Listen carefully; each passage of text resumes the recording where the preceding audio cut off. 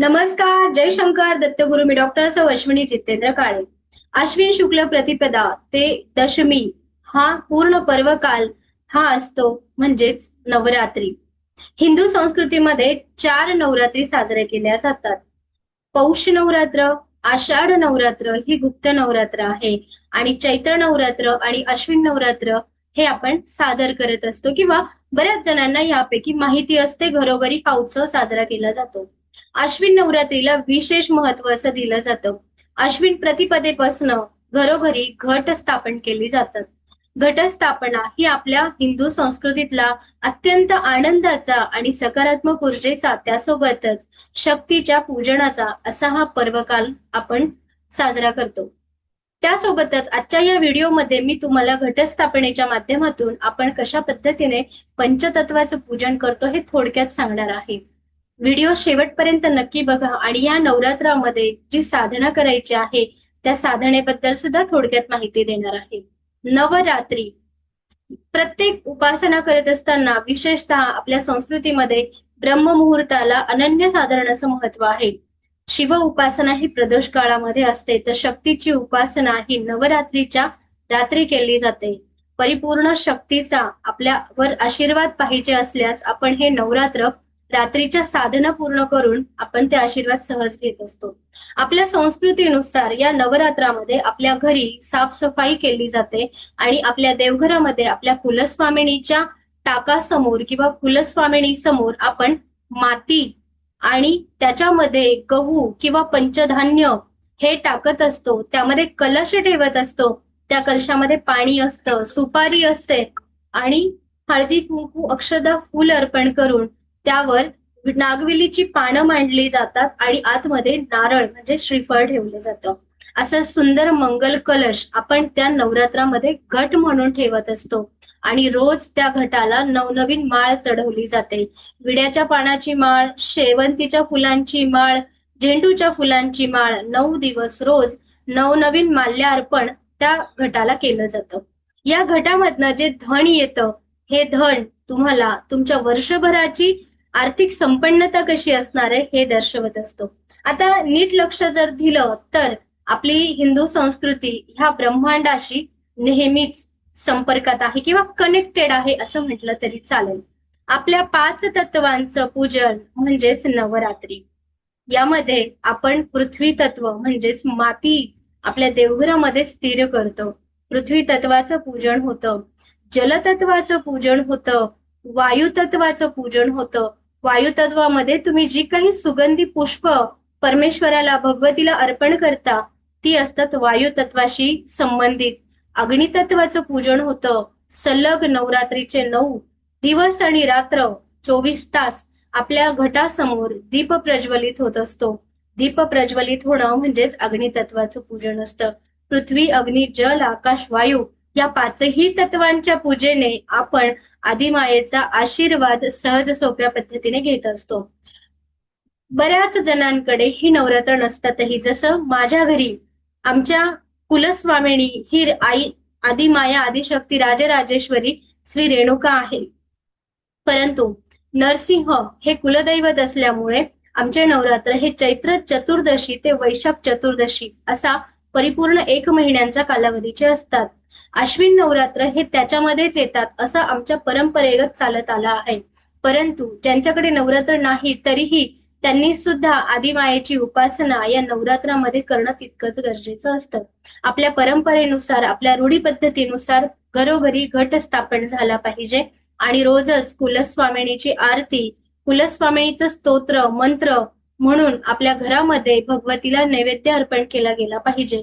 आपापल्या वेळेनुसार शक्य असल्यास सायंकाळच्या वेळेस आपण घरामध्ये सुगंधित धूप, दीप, कापूर लावून आपण आपल्या घरामध्ये शुद्ध तुपाच्या दिव्याने दीप प्रज्वलित करून आपण भगवतीची ही आरती केली पाहिजे. शक्य असल्यास आपण उपवास केला तरीही चालेल. आपल्या शरीराला जमत नसेल, आरोग्याच्या काही तक्रारी असतील तर उपवास नाही केला तरी चालेल. सद्यस्थितीला म्हटलं तर उपवासाची जी काही मूळ पद्धत आहे ही फार दूर झालेली आहे. उपवास करण म्हणजे परिपूर्ण परमेश्वराचा सहवास प्राप्त करणे. परिपूर्ण परमेश्वराला शरण जाणे म्हणजे उपवास.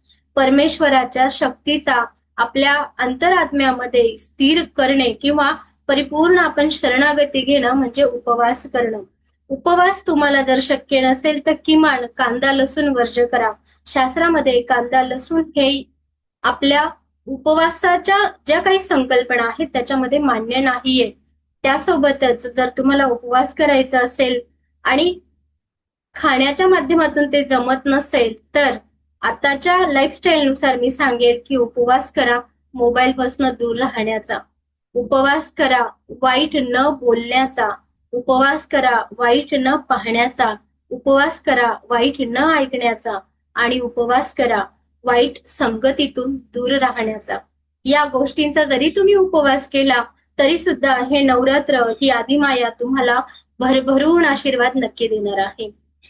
या व्हिडिओमध्ये मी तुम्हाला एकच सांगेल की रोज स्फटिकाच्या माळेवर ओम श्री कुलदेवते नमः या मंत्राचा कमीत कमी 11 माळ जप करून ती माळ आपल्या गळ्यामध्ये जर आपण 9 दिवस धारण केली तर तुम्हाला आदिमायेचा सहवास असल्याची नक्कीच तुम्हाला खात्री पटेल किंवा तुम्हाला त्या गोष्टींची ऊर्जा फील व्हायला नक्की मदत होणार आहे. घरामध्ये देवीची स्तुती, देवी महात्म्य, देवी कवच, दुर्गा सप्तशतीचे पाठ या पर्वकालामध्ये करणं गरजेचं असतं. ज्या कुटुंबामध्ये खूप कलह असतो अशा प्रत्येक घरामध्ये ओम क्लीम कालिकायै नमः हिचं सुद्धा स्तवन, स्तोत्र पठण, महिषासुरमर्दिनी स्तोत्र पठण झालं पाहिजे. ज्यांना वैवाहिक जीवनाचं सुख मिळत नाहीये अशा प्रत्येक व्यक्तींनी कुलस्वामिनीची उपासना या पर्वकालामध्ये केली गेली पाहिजे. नवदुर्गा भगवतीचे नवरूपाचं वर्णन ह्या 9 दिवसांमध्ये केलं जातं. 64 योगिनीची साधना सुद्धा या पर्वकालामध्ये केली जाते आणि त्यासोबतच दशमहाविद्येची सुद्धा उपासना याच पर्वकालामध्ये लाभदायक ठरत असते. ज्यांच्या घरामध्ये सतत अपघात होतात, अचानक खूप मोठे खर्च निर्माण होतात, खूप मोठं संकट सतत आपल्या घरावर येत असेल तर अशा प्रत्येक व्यक्तीने शाबर मंत्राचा उपयोग करून घ्यायचा आहे.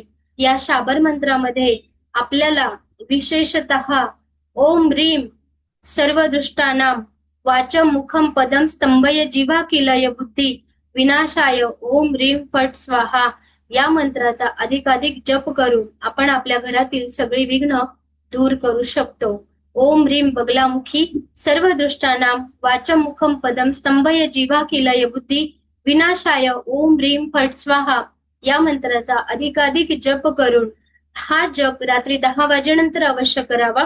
हा जप केल्यानंतर आदिमायेला गोडाचा नैवेद्य दाखवून प्रार्थना करायची आहे, माझ्या घरातलं सगळं अरिष्ट दूर होऊ दे अशी प्रार्थना करून आपण ही बगलामुखी मातेची साधना सुद्धा आपण या 9 दिवसांमध्ये अवश्य करू शकतो. ज्यांना लक्ष्मी प्राप्ती हवी आहे अशा प्रत्येक व्यक्तीने कमलगट्ट्याच्या माळेवर ओम श्रीम ह्रीम श्रीम कमले कमलालये प्रसिद्ध प्रसिद्ध ओम श्रीम ह्रीम श्रीम महालक्ष्मी नमः किंवा ओम श्रीम नमः या मंत्राचा सुद्धा कमलगट्टेच्या माळेवर 11 माळा जप करून आपल्याला ती माळ श्रीयंत्राला अर्पण करायची आहे किंवा लक्ष्मीच्या फोटोला सुद्धा अर्पण केली तरीही चालते. या 9 दिवसांच्या पर्वकाळामध्ये आपण ज्याप्रमाणे शक्तीची उपासना करतो त्याचप्रमाणे शिव उपासना करणं तितकंच गरजेचं आहे. या 9 दिवस परिपूर्ण रोज सायंकाळी प्रदोष काळामध्ये कमलगट्टे शक्य असेल तर 21 आणि त्याहून जास्त शक्य असेल तर रोज 108 कमलगट्टे मधामध्ये भिजत ठेवा आणि दुसऱ्या दिवशी प्रदोष काळामध्ये महादेवाच्या पिंडीवर हे कमलगट्टे तुम्हाला ओम श्रीम नमः या मंत्राचा अधिकाधिक जप करत आपल्याला ते महादेवाच्या पिंडीवर अर्पण करायचे आहे आणि रोज महादेवाला माझ्या घरामध्ये लक्ष्मीचा वास सदैव राहू दे अशी प्रार्थना करायची आहे. रोज सायंकाळी आपल्या घरामध्ये जो दिवा तुम्ही लावणार आहात विशेषतः एक छोटी पंती त्याच्यामध्ये शुद्ध तूप असलेली तुपाची वात ठेवा, त्यावर पिवळी मोहरी टाका, त्या तुपावर पिवळी मोहरी आणि हळद चिमूटभर टाकून असा दिवा 9 दिवस रोज रात्री आपल्या घरामध्ये तेवत राहिला. विशेषतः ईशान्य कोपऱ्याला हा दिवा तुम्ही अवश्य प्रज्वलित करा आणि ईशान्य कोपऱ्याला हा दिवा प्रज्वलित करून शक्यतो हा दिवा रात्रभर तेवत राहील. असा जर राहिला तर तुमच्या घरामध्ये अग्नितत्वाचं तेज प्रदान होईल. अग्नितत्वाचं तेज प्रदान होणं म्हणजे काय, तर घरातील आरोग्याच्या तक्रारी दूर होतील, घरातील आर्थिक अडचणी दूर होतील, घरामध्ये असलेली नकारात्मकता दूर व्हायला नक्कीच मदत होणार आहे. 9 दिवसाची 9 दुर्गा यांचा आशीर्वाद प्राप्त करून घेण्यासाठी या पर्वकालामध्ये कुमारिका पूजनाला विशेष महत्व दिलं जातं. 9 कुमारिका तुमच्या वास्तूमध्ये बोलवून तुम्ही रोज पूजन केलं तरीही चालेल, किंवा पंचमी, अष्टमी, नवमी या शुभतिथींवर सुद्धा तुम्ही नवदुर्गेचं स्वरूप मानून 9 वर्षाखालील 9 कन्येला मिठाई भोजन देऊन सौंदर्य प्रसादानं भेट केली तर शुक्रग्रहाची बलवत्ता तुम्हाला नक्की प्राप्त होते. 9 दिवसांचे 9 खूप वेगवेगळे सुंदर अशी साधना तुम्हाला नियमितपणे करणं खरंच सोपं आहे आणि या शक्तीचा परिपूर्ण आशीर्वाद सुद्धा तुम्ही सहज सोप्या पद्धतीने प्राप्त करून घेत असतात. हे सगळे उपाय करत असताना एक मात्र लक्षात ठेवा, कुठल्याही ज्येष्ठ व्यक्तींच्या चेहऱ्यावर नाराजी येता कामा नये.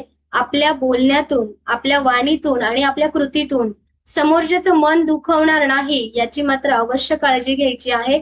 आणि त्यासोबतच आपल्या घरातल्या स्त्रीवर्गाचा सन्मान करा.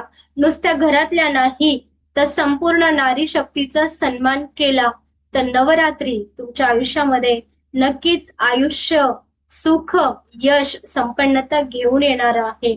अष्टलक्ष्मीची कृपा प्राप्ती होण्यासाठी नियमितपणे तुमच्या घरामध्ये गुलाबजलाचे शिंपडणं गरजेचं राहणार आहे. मुख्य दरवाजावर गुलाबजल शिंपडा. मुख्य दरवाजाची 9 दिवस रोजच पूजा करा आणि विजयादशमीला दहन करा तुमच्यातला मीपणाचा. विजयादशमीच्या दिवशी रावण दहन केला जातो. म्हणजेच काय, तुमच्यातील मीपणा, अहंकार तुम्ही जर नाही मारून टाकला तर नवरात्राची ही साधना तुमची कुठल्याच प्रकारे सुफळ संपूर्ण होत नसते. व्हिडिओ आवडला असेल तर नक्की लाईक करा, शेअर करा आणि चॅनलला सबस्क्राईब करायला विसरू नका. आई भगवती तुमच्या घरामध्ये सदैव स्थिर राहो आणि ह्या नवरात्रीमध्ये तुमच्या घराचं तेज उजाळून निघो, तुमच्या घरामध्ये अष्टलक्ष्मीची कृपा प्राप्ती हो, हीच प्रार्थना. जय जगदंब, जय शंकर दत्तगुरु.